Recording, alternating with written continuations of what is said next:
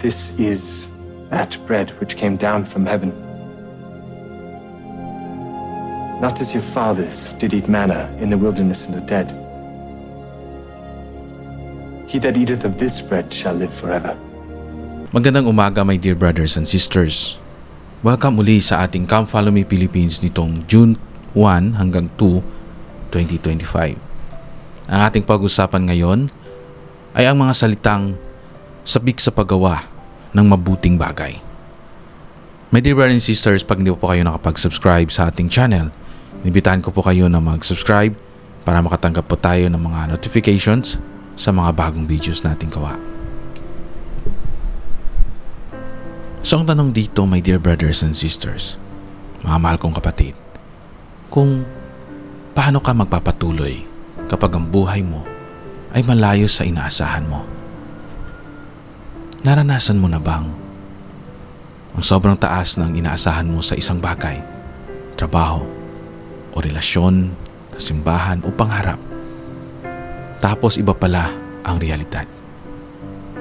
Ganito ang naranasan ng mga elder noong 1831 nang dumating sila sa Sion. Hindi nila nakita ang inaasahan nilang lugar ng kaluwalhatian. Pero ang mahalagang aral dito ay hindi tayo tinatawag ng Diyos para lang saksihan ang kabutihan. Tinatawag niya tayo para tayo mismo ang gumawa ng kabutihan. Ang Panginoong Hesukristo ay hindi nagpadala ng perpektong mundo. Tinuruan niya tayong bumuo nito kasama niya. Kapag puno ng kabiguan ang paligid, tandaan natin ang kanyang pangako. Hindi ninyo mamamasdan ang balangkas ng inyong Diyos na ating mababasa sa Doktrina at Mga Tipan, Section 58, verse 3. Ang plano ng Diyos ay mas malaki kaysa sa nakikita ng ating mga mata.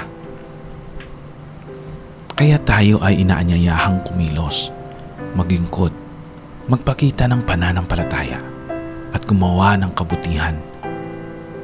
Ang kapangyarihan ay nasa sa atin. Alam ko na kahit hindi laging maganda ang simula, ang plano ng Diyos ay laging para sa ating kabutihan.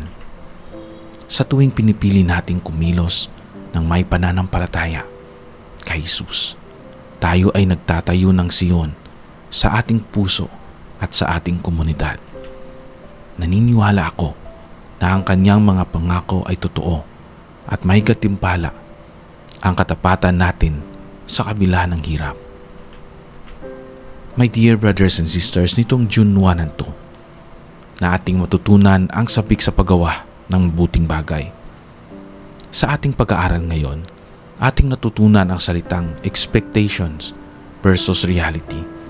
Minsan, sa sobrang ine-expect natin, marami tayong iniisip, marami tayong nasa isip ng mga bagay na kung saan na-overwhelm tayo pag nakita natin ang realidad. Halimbawa, may pupuntahan tayong lugar at gusto natin maganda, mapayapa, at marami tayong mga image sa ating isipan na kung saan yun yung ating ine-expect pag tayo makapunta sa isang lugar. Nang tayo makapunta doon, nakita natin na malayo siya sa expectation natin. At doon tayo nakakaramdam ng discouragement. Ganon din sa simbahan. Minsan we expect that everybody is perfect. Minsan tayo na-expect natin na yung mga member nila nagkakamali. Ina-expect natin na dahil member sila, ay lahat ng kanilang ginagawa ay naayon sa turo ng Panginoon. Which is, ang lahat ng mga tao, individual, ay nagsusumikap para maging mabuting tao. It is okay to expect something. Normal yon sa ating pag-iisip. Patanggapin natin yung realidad. At sabi nga ng Panginoon, tayo yung gumawa para mapaganda yung ating expectation. Halimbawa, sa isang komunidad or sa simbahan, na-expect natin na pag tayo'y leader, yung ating mga miyembro ay susunod sila sa kautusan at alintuntunin ng simbahan. We expect ang mga organizational leaders ay magtatrabaho sila sa bawat calling na itinalaga sa kanila. Pero nang umupo tayo, iba yung nangyari. Yung mga members ay hindi sila ganun ka-active sa simbahan. Yung mga organizational leaders ay hindi sila ganun ka-active din. And minsanan gumagawa ng calling, minsanan hindi gumagawa ng calling. As a leader, ito yung expectation natin at nakita natin yung realidad. May we feel that kind of excitement na yung ating expectation ay apply natin through action. No? So, i-apply natin siya. So, magsimula tayo sa mga members. Hindi natin makakaya lahat. Magsimula tayo sa isa, bisitaan natin, no? We build the relationship of trust sa kanila. Nang nakapag-build na tayo at natulungan natin sila spiritually, and then we encourage them to do that sa isang pamilya naman. And tell them to encourage that family to help others. So nagkakaroon po tayo ng domino effect. No? Dahil one at a time. Hanggang yung iba, tinutulungan yung iba at hindi natin namamalayan na bawat isa ay nagtutulungan na. Ganon din sa ating mga organizational leaders. Kapag nakikita natin na ganon, turuan natin yung ating mga counselors. I-motivate natin sila. I-train natin sila hanggang naging alam nila yung kanilang ginagawa, they are motivated, and then empower them to do that sa mga designated na mga organizational leaders na na-assign sa kanila. No, ibig sabihin yung expectation natin, gawin natin itong reality. No, ganun din sa buhay natin. We expect something good, pero hindi nangyayari. Ang gawin natin, yung mga plano natin, ilaan natin sa Panginoon. Kasi alam ko sa buong puso ko, mga mahal kong kapatid, na yung Panginoon natin, hindi siya nawawala ng pagmamahal at yung promise niya ay tutuparin niya. Diba? Halimbawa, gusto mo ng ganitong bagay, maglingkod ka sa Kanya ng buong puso mo. Commit Him. No? Commit to Him. Kumuha ka ng covenant sa Kanya. Panginoon, no? Ito po yung gagawin ko. Tulungan niyo po ako. Ama namin sa langit, ito yung mga plano ko po sa buhay.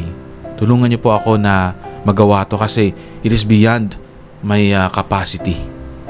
No? Gusto ko ma-promote sa aking trabaho. Gusto ko magkaroon ng negosyo. No? It more on action. Verb po siya. No? Kasi yung isang bagay na hindi natin ginagawa and we expect na mayroong result. Buenas lang po tayo pag nagkaroon ng result. Paano pag hindi? God given us yung isip, yung kamay, yung paa, yung katawan para magtrabaho, para isagawa ang kanyang plano. Sabi nga niya, nothing is impossible pag gumawa ka. Just gumawa ka at hindi mo kaya without my grace. No? Ask natin, tanungin natin, humingi tayo ng tulong sa Diyos. God, I commit myself that I will go every Sunday sa simbahan. Hindi naman tong ginagawa na parang in return. No? But kailangan mo kasi ng tulong . In return, magmabuti tayong mga anak niya. No, habang ginagawa natin yung paglilingkod sa Diyos, hindi natin namamalayan na binibigay niya yung para sa atin. Pero kailangan maglingkod tayo ng buong puso natin, ng buong katotohanan, na walang pagdududa or hindi yung ginagawa ko lang to dahil may kukunin ako sa Panginoon. Hindi. Gawin mo to ng buong puso mo. Yun dahil gusto mong magbago, kasi kailangan mo na mag-change dahil alam mo na without God ay wala kang magagawa. No? Nothing will happen sa buhay mo pag ganun. So ginagawa mo ito dahil una, na-realize mo. At pangalawa, nag-strive ka na mahalin to until that time na mahal mo na yung ginagawa mo at naging part na sa buhay mo. And then, if hindi man mangyari yung nangyayari, alam mo sa puso mo na nagbago ka. Yun yung greatest na ibinigay ng Panginoon sa'yo na katuparan. Yung magbago ka, na maglingkod ka sa Panginoon. No? Pero pag binigay pa rin niya, bonus na lang yun. My dear brothers and sisters, ang kalagahan ay yung kaluluwa ng isang tao. Hindi yung mga bagay sa mundong ito. Well, handaan natin, nakasama natin yung Diyos. Hindi ko po lubos ma-comprehend or maisip yung mga iniisip po ninyo, yung mga pinagdadaanan po ninyo sa bawat buhay po ninyo ngayon na nakikinig. Hindi po ako control, hindi ko po yung control. Pero alam ko na may isang Diyos na control ang lahat. Yun ang ating Ama sa langit. Yung ating Ama sa langit, mahal niya tayo. Dahil mahal niya tayo, makikinig siya sa atin.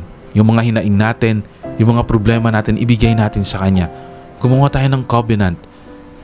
Magsimula tayong muli. Bumalik tayo sa Kanya. At alam ko, tutulungan niya tayo. In any ways, I know in my whole heart, God lives. At because He lives, that everything is possible sa mundong ito. Lahat po ay posible. Lahat po ay magkakatotoo. Sa Kanyang pangalan.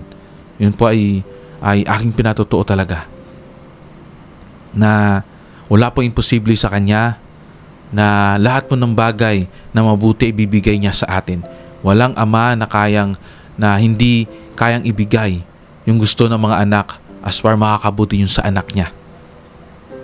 Na gusto ng ating Ama sa langit na maging masaya tayo. Ang gawin natin ay huwag tayong ma-frustrate, but make our expectations na maging realidad. Gumawa tayo ng mabuting bagay. Handaan natin, lahat ng mabuting bagay na ginagawa natin, may mabubuting result po yan. Every now and then, pwede tayong gumawa ng kabutihan.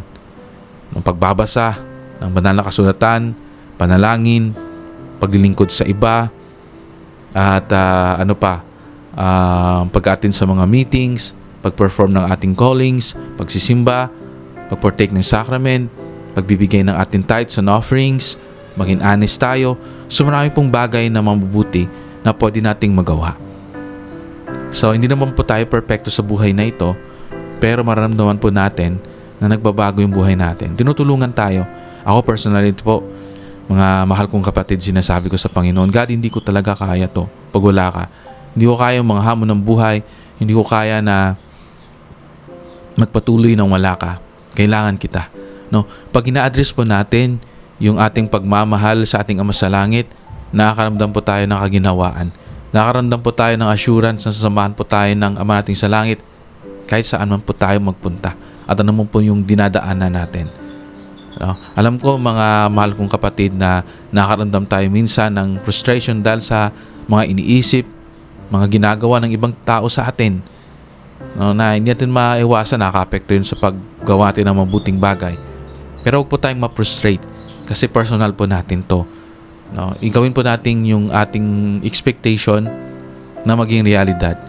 Di po ba? Meron po tayong kapangyarihan na ibinigay ng Diyos sa atin, yung moral na agency para gawin po yun. Mga mahal kong kapatid, maraming salamat sa pagsama sa araw na ito.